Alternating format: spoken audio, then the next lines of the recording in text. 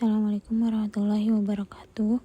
Perkenalkan, nama saya Almeida Fitriani dari semester 2 Prodi Sistem Informasi. Di sini saya akan mempresentasikan tentang design thinking dalam UI dan UX dalam mata kuliah desain antarmuka pengguna. Baik, langsung saja saya akan mempresentasikan hasil kerja saya. Apa itu design thinking dalam UI dan UX? Yang pertama, pendekatan kreatif untuk memecahkan masalah kompleks. Yang kedua, berfokus sepenuhnya pada kebutuhan, perilaku, dan emosi manusia. Yang ketiga, mengurangi resiko kegagalan produk dengan menguji ide lebih awal. 5 tahapan utama design thinking. 1. Empatis, yaitu memahami pengguna lewat riset dan wawancara. 2. Define, merumuskan masalah inti pengguna. Yang ketiga, ideate, yaitu mengumpulkan ide solusi seluas-luasnya. 4. Prototype, yaitu membuat model tiruan atau rancang awal produk. Dan yang kelima, yaitu tes, menguji model kepada pengguna asli untuk evaluasi.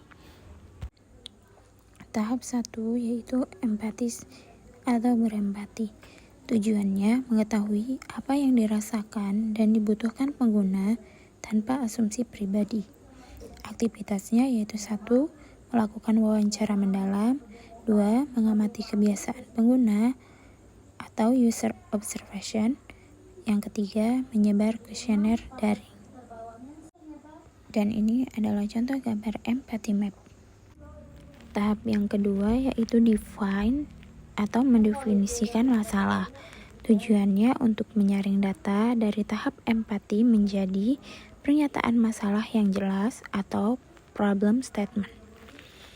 Aktivitasnya ada 3, yaitu membuat user persona, kedua, menyusun customer journey map, dan ketiga, menulis sudut pandang masalah atau point of view. Di sini ada gambar tentang define atau di tahap 2 ini. Tahapan yang ketiga yaitu ideate atau membuat ide solusi. Tujuannya untuk berpikir kreatif untuk menghasilkan beragam opsi pemecahan masalah. Aktivitasnya yaitu 1. Sesi brainstorming bersama tim. Yang kedua, membuat sketsa kasar atau crazy egg atau sketching. Dan yang ketiga adalah menentukan prioritas utama. Dan di sini ada gambar, yaitu contoh dari tahapan 3 ini. Selanjutnya, tahapan yang keempat yaitu prototype atau membuat purwarupa. Pertama, tujuannya untuk mengubah ide di atas kertas menjadi bentuk fisik atau digital yang dapat disentuh atau dilihat. Aktivitasnya yaitu 1. Membuat wireframe atau kerangka tata letak. Yang kedua, membangun high fidelity prototype interaktif. Contohnya yaitu menggunakan alat bantu seperti Figma. Baik, selanjutnya tahapan kelima yaitu tes atau pengujian. Tujuannya untuk memvalidasi desain kepada pengguna nyata dan memperbaiki kekurangannya. Aktivitasnya ada 3, yaitu yang pertama, mengamati pengguna saat mencoba purwarupa. Kedua, mengumpulkan umpan balik atau feedback. Ketiga, melakukan perbaikan ulang atau iterasi jika masih ada kendala-kendala. Selanjutnya, contoh penerapan dalam proyek atau aplikasi belanja passion. Contoh yang pertama yaitu contoh empatis, yaitu ditemukan keluhan bahwa pengguna bingung mencari baju sesuai ukuran dan sering kesulitan saat proses pembayaran. Contoh dari define yaitu pengguna butuh fitur filter, ukuran yang akurat, dan alur checkout yang lebih ringkas. Selanjutnya yang ketiga yaitu ideate. Contohnya menambahkan filter kategori ukuran spesifik serta tombol one tap checkout.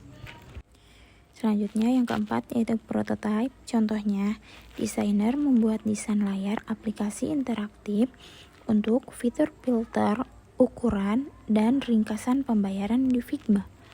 Dan yang terakhir, yang kelima tes, yaitu contohnya diuji ke 5 calon pembeli. Hasilnya 4 dari 5 orang merasa proses belanja jauh lebih cepat dan tidak bingung. Baik, selanjutnya kesimpulan, yaitu menciptakan produk yang solutif dan bernilai bagi pengguna. Yang kedua, proses design thinking bersifat fleksibel dan bisa diulang kembali atau iteratif. Dan yang ketiga, desain UI atau UX yang baik bukan cuma indah dipandang, tapi mudah dipakai dan sesuai kebutuhan pengguna. Ketiga kesimpulan ini yaitu yang paling mudah diingat dan mudah dipahami. Baik, selanjutnya daftar pustaka. Di sini saya hanya menyantumkan 3 daftar pustaka. Sebenarnya ada banyak daftar pustaka, tapi saya hanya menyantumkan 3 saja di PPT kali ini. Baik, terima kasih. Mungkin itu saja presentasi kali ini yang dapat saya sampaikan. Kurang dan lebihnya mohon maaf. Assalamualaikum warahmatullahi wabarakatuh.